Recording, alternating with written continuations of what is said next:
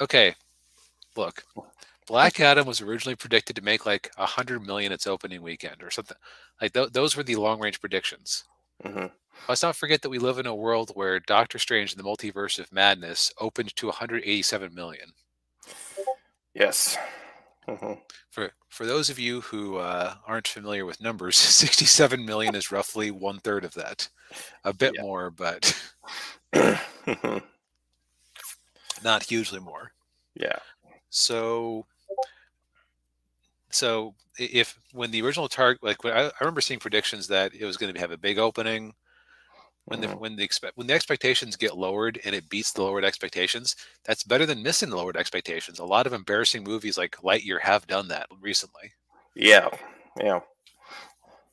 In fact, I think it must have outdone Lightyear's opening weekend. So I think that Ooh. was like 49 million. Let's find out. Uh, I thought it was, yeah. And then yeah, I can't remember what it was.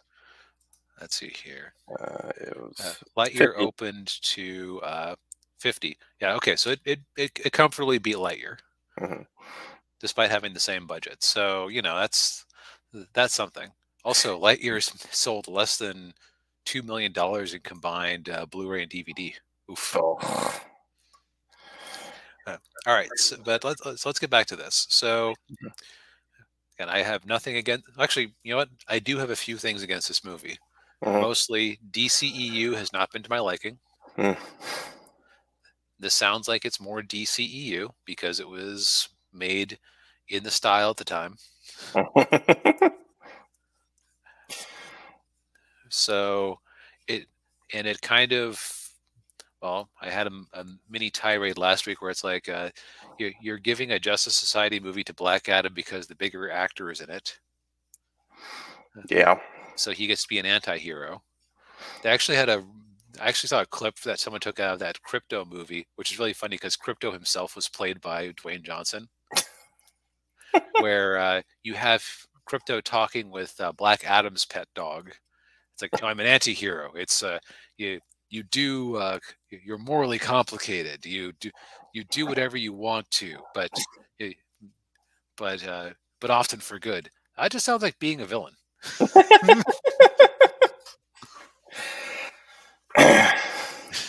Oh man. Yeah, but it's again nothing like so. But I don't necessarily want this movie to fail, and it sounds like people are enjoying it more or less. Hmm. I think that Tom over at Midnight's Edge, or not Tom, who's the Norwegian guy who runs the place? Andre. Andres was saying like it's his second favorite movie of the year, or at least the one he enjoyed the most in theaters Mm. after Top Gun. But so my only complaint about people calling this movie a success because it crossed that threshold Mhm. is that how to put this again, because if you lower the expectations and you beat the expectations, you are a success in a certain way. Mhm. However, this was still a rather expensive movie to make and market. Yes. A a Although interestingly, it's actually doing better in the U.S. than international. That's rare for a rock movie. Yeah. But again, it's like if you take that $200 million budget, and we'll be conservative here and assume they only spent 100 million to advertise it, you have to double that. So 600 million Oh is our no. target. Hmm. We are a quarter of the way there, which some movies can do that, Hmm. but they are not often superhero movies. Yeah. Yeah. And I don't necessarily know if this movie can do it. Just because I mean, from like we were saying, like most of the feedback's been pretty positive. Mhm. It's a popcorn movie. Although in at least for me, I'm probably not going to spend $12 to go see this movie in the theater. I'll just wait for HBO Max. Yes, coming out December 5th. That's one thing standing against it. Yeah. Um, so I would imagine there are probably quite a few people like me who are like, yeah. So it'll be interesting to see how it does. But I mean, right now it's not looking too good. Yeah, it's currently under its trend line. Yeah. Now, it didn't have quite the kiss of death. Kiss of death would be if its first Tuesday was behind its first Monday, Mm. because and we mentioned this before, in many theaters, and man, I wish I knew where these theaters were. I've never run into that. Tuesday nights will do a discount night to try to bring people in. Yeah. Doctor Strange: The Multiverse of Madness completely ate it after its first weekend. Yeah. Uh, and it had a decline on its first Monday to Tuesday, which is a very bad sign. So it hasn't quite done Yeah. that. But we pulled up some hockey stick comparisons here of superhero movies, like one that legged out, one that did not. Hmm. So here's our chart for for Shazam, for Black Shazam. Adam, for Black Adam, where it's under where you would expect it to be based on its opening weekend. Hmm. Doctor Strange has a similar sort of deviance here. Hmm. Then you have Aquaman from 2018, which is probably the movie that they would love this to perform like, where it just like came out to also 67 million, amusingly. Hmm. And then I guess all the housewives said, "Oh, Jason Momoa with no shirt? Yes, please." Yeah. They came out in droves and completely outdid the initial projections. Hmm. And came to $1 billion. Now, some of that was China, which we don't have this time around to help bail out the movie. And Right. again, the Chinese box office only contributes like 25% to the bottom line, so it's more Yeah. bragging rights than anything else. But I Yeah. believe it is still to this day the only DCEU movie to break $1 billion. Oh no, well, Joker, I guess if you count it as DCEU, but it's a different continuity. Yeah, yeah, and no, oh no, that's right. Wonder Woman didn't crack a billion. Nope. It's funny, like people, people like think it did. Like, I've heard multiple YouTubers talking about box office, going, "Well, Wonder Woman's $1 billion property, is it?" No, no, just short. Yep, 817, Yeah, which is still really good for a first movie when Batman v Superman hadn't quite lit the world on fire. right. Yeah, and But yeah, but in fact, I don't. yeah, In fact, let's. Wonder Woman, yeah, the two movies combined haven't grossed $1 billion. Although, okay, Wonder Woman 84, COVID times. yeah, It's yeah. HBO Max simultaneous release. Hmm. It's not a fair comparison, but still. Yeah. Well, I would imagine if that movie had gotten a wide release, I don't think it would have done very well because it was so bad. Yes, you can only put so much lipstick on that pig. I would have a hard time believing that Black Adam is worse than Wonder Woman 84, no matter what the Yeah, critics yeah. say. Yeah. I would find that hard to believe too. Yeah.